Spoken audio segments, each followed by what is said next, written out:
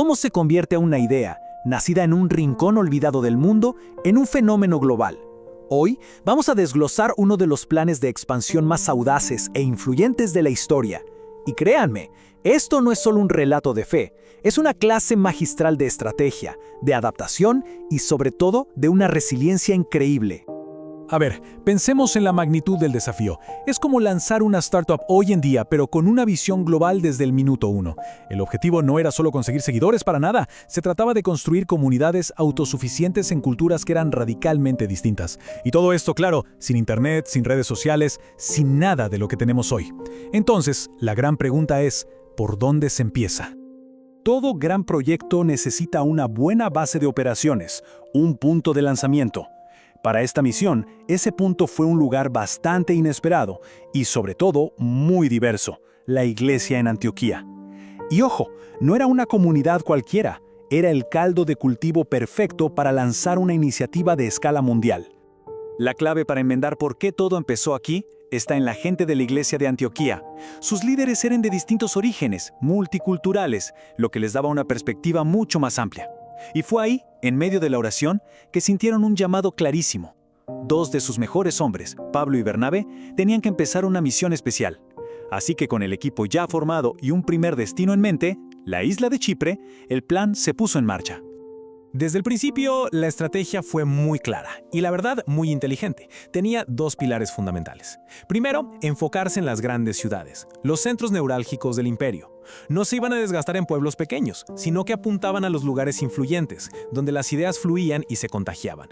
Y segundo, siempre empezar en las sinagogas. ¿Por qué? Pues porque ya había una audiencia que ya compartía una base común, las Escrituras. Era mucho más fácil presentar a Jesús como el Mesías a gente que ya estaba esperando uno. Un punto de entrada perfecto.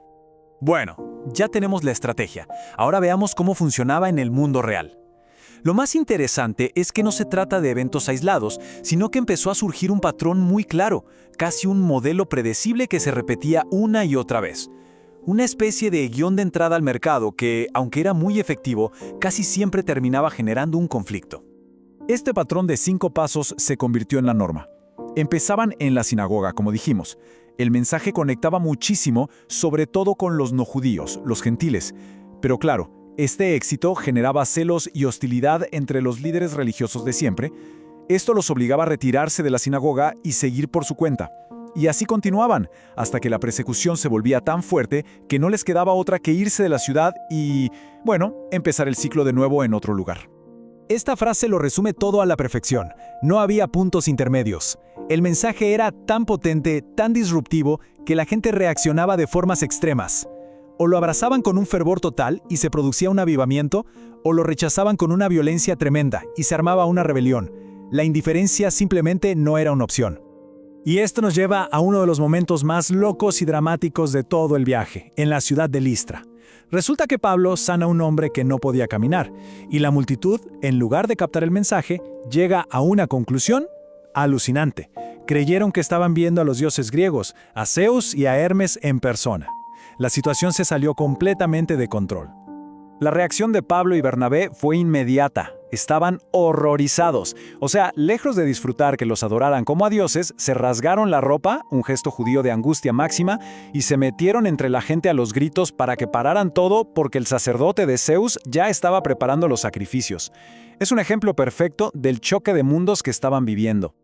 Y aquí es donde la historia da un giro de 180 grados brutal. Llegaron unos oponentes que los venían siguiendo de otras ciudades y le llenaron la cabeza a la gente. La misma multitud que minutos antes quería adorarlos ahora arrastra a Pablo fuera de la ciudad, lo apedrea salvajemente y lo da por muerto.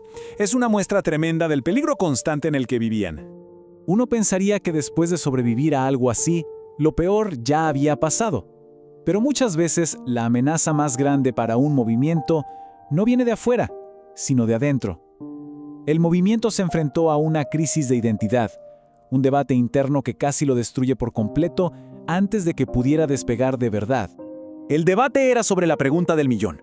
Por un lado, un grupo insistía en que los nuevos conversos, que no eran judíos, los gentiles, tenían que circuncidarse y seguir todas las leyes de Moisés para poder salvarse. Pero por otro lado, Pablo y Bernabé defendían con todo que la salvación era un regalo que se recibe por la fe. Y punto. Para judíos y para no judíos, sin necesidad de cumplir la ley. La pregunta de fondo era, ¿Este movimiento es una secta judía o es algo totalmente nuevo y universal? La decisión que se tomó en el Concilio de Jerusalén fue un antes y un después. Primero, quedó claro: la salvación es por fe, no por seguir la ley. Segundo, para mantener la paz, se les pidió a los gentiles que por favor evitaran algunas cosas que eran muy ofensivas para sus hermanos judíos. Y lo más importante de todo, se mantuvo la unidad, lo que le dio una credibilidad enorme al mensaje. Esta decisión fue básicamente la luz verde para la expansión global. Con la crisis interna ya resuelta y la identidad del movimiento bien definida, el camino quedó libre para una fase todavía más ambiciosa.